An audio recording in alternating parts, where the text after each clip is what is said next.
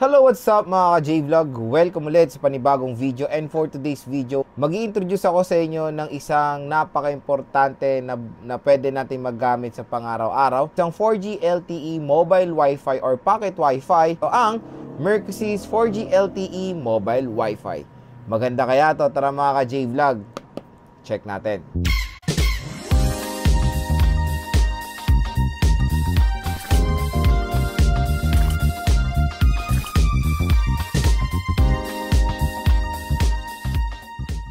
So yun nga mga ka-J-Vlog, ang Mercosys 4G LTE mobile Wi-Fi. So maganda nga dito, kahit saan pwede nyo itong dalhin at pwede kayong magkaroon ng Wi-Fi kumbaga. At nakalagay nga dyan, SIM card plug and play. So any SIM card pwede nyo lagyan dito mga ka-J-Vlog. At yun, pwede na kayo magkaroon ng Wi-Fi kahit saan man kayo pumunta. So for me, napakalaking tulong nito kasi yun nga, alam nyo naman ng Wi-Fi ay necessity na natin yan. So maganda dito, wala man kayo sa bahay, makakagamit pa rin kayo ng Wi-Fi kahit saan man kayo pumunta dahil dito sa Mercosys 4G LTE mobile Wi-Fi. So yun nga maganda dito mga J-Vlog, SIM card, plug and play lang siya and go and connect anywhere. Yun, di ba? So kunyari meron kayong meron kayong gala ng mga kaibigan nyo. Siyempre, bida-bida tayo. Magdadala tayo ng Wi-Fi para na makakonek ang ating mga tropa. Hassle-free po yan, mga J-Vlog. And siyempre, kung interesado kayo dito, kung maglalala, ilalagay ko po yung link nito sa description. So, yun, 4G LTE, speeds up to 150 Mbps. So, quick reminder lang, yung speed ng internet nito ay nagdedepende po kung anong SIM ang inyong ilalagay at nagdedepende kung mabilis po yung internet connection ng SIM card na ilalagay nyo sa lugar na pupuntahan nyo. Quick reminder lang, ang speed ng internet ay nagdedepende sa signal or sa speed ng isang area, okay? For example, nandito tayo sa Caloocan, tapos pupunta tayo Pangasinan. Wag niyo expect na na pareho sila ng speed. Merong possibility mas mabilis ang internet dito sa location natin compared doon sa pupuntahan natin. Yun ang maganda i-remind doon. Wag niyo parati isisisi sa sa mobile Wi-Fi nyo kung bakit mabagal ang internet ha. Parati nyong iisipin, ang main cause niyan is of course yung signal ng inyong SIM card. Okay, ito siya, napakaliit lang. Ito yung likod, 50 Mbps, 4G LTE, 150 Mbps, 2.4 GHz. So pwede kayo mag-connect ng mga iba't ibang mga devices. So yun nga, pwede siya sa mga remote areas, di ba? Lalo na yung walang pwede makabitan ng Wi-Fi. So pwede siya sa mga remote areas. On vacation, ito yung sinasabi ko nga, pag meron kayong gala ng mga kaibigan nyo or business meetings. And maganda rin to mga J-Vlog, ilagay rin sa sasakyan. Ito yung naisip ko, lagay ko na lang to permanent sa sasakyan ko para yon magkaroon na ng Wi-Fi access yung buong kotse, di ba? Now, without using our mobile data. Kumbaga, kasi meron kasing mga promo yung mga iba't ibang networks ng only data. So yun yung maganda naman doon, di ba? So yun, binigyan ko kayo ng idea, pwede rin ito sa kotse, magkaroon din ng Wi-Fi device ang inyong sasakyan. So, open na natin itong Mercosys 4G mobile Wi-Fi. Ito, naka-plastic pa siya. Napakaliit lang ng kanyang box. So, open na natin. Siyempre, mamaya magkoconnect tayo na. May Dito SIM card ako doon mamaya. Maganda kasi ngayon mga J-Vlog, Dito. Kahit na nasa Green Hills ako, mabilis yung Dito. And meron silang only data Ayan, ito po yung device, napakaliit. Meron tayo ditong micro USB cable, type A to type B. So type B ito, A, B, and C. USB type C. Ayan. So micro USB is type B. Type kita.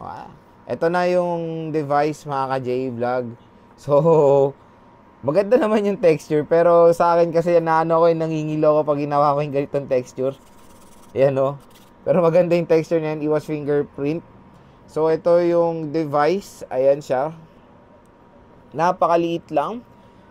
'Di ba? Meron tayong mga iba't ibang ports dito, ay baliktad. Meron tayong mga iba't ibang ports dito. So nano SIM card na po ang pwedeng ilagay. Meron tayong button for the Wi-Fi or power button, charging port, and yung SIM card tray. Meron tayong reset hole dito. Tapos, sa likod is of course yung serial number and yung Wi-Fi password, yung default Wi-Fi password. And ito yung taas niya. Sa taas is meron tayong mga LED light indicator dito.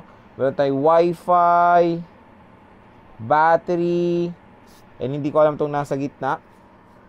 So, ang gawin na natin, syempre, open na natin. So, meron din siyang app control na da-download natin. Available siya sa App Store and sa Google Play. So, maganda dito mga J-Vlog. Syempre, meron siyang battery. O, diba? Umiilaw na siya.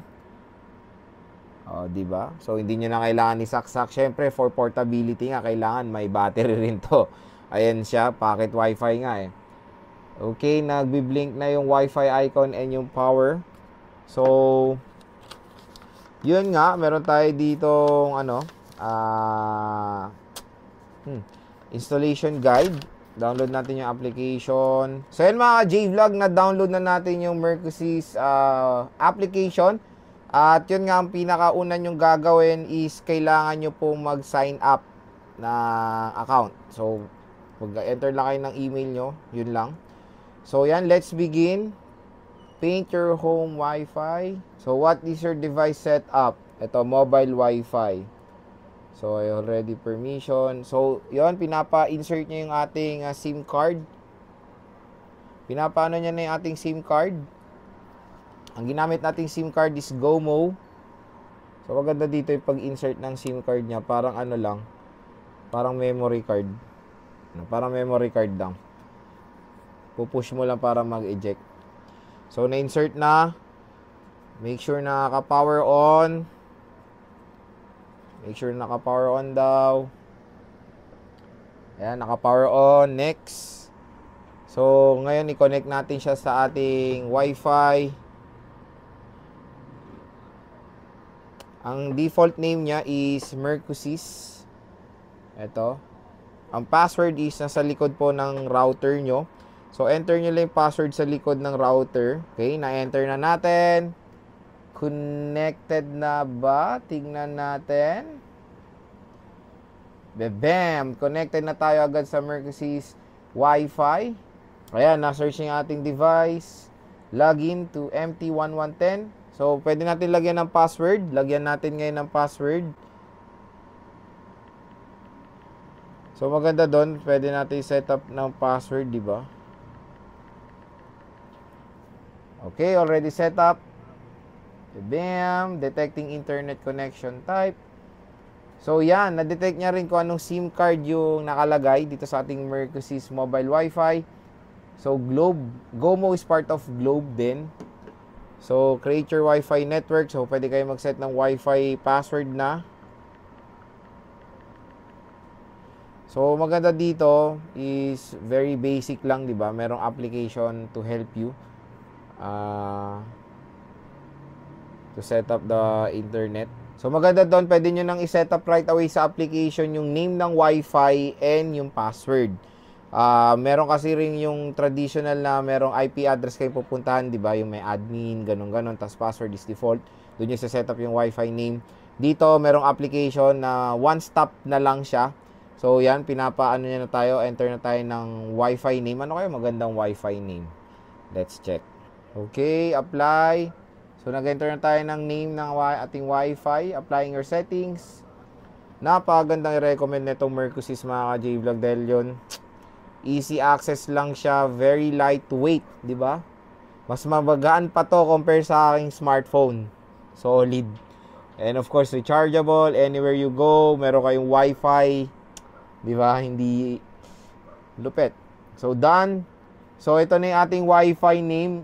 Huwag ka na makisali. So, join na agad tayo. Napakadali, matik na matik. Kung wala kayong application, pwede kayo doon sa traditional na IP address. Meron din dito yon sa application. Ayan. Ay, meron yan dito sa, sa manual. Ayan na po siya mga J-Vlog. Ito na yung ating, ito na itsura ng ating application na maganda dito. Nakikita natin yung speed. Ayan, kung ano, meron tayong download rate and upload rate. Mobile status online. Kung nakikita natin yung mga nakakonect, pwede nating i-block yung mga parasite, di ba? So, quick reminder lang, yung Wi-Fi neto is 2.4 GHz. Hindi po siya support ng 5 GHz na Wi-Fi, ha? 2.4 GHz na Wi-Fi siya. So, ayan siya. Everything looks good naman.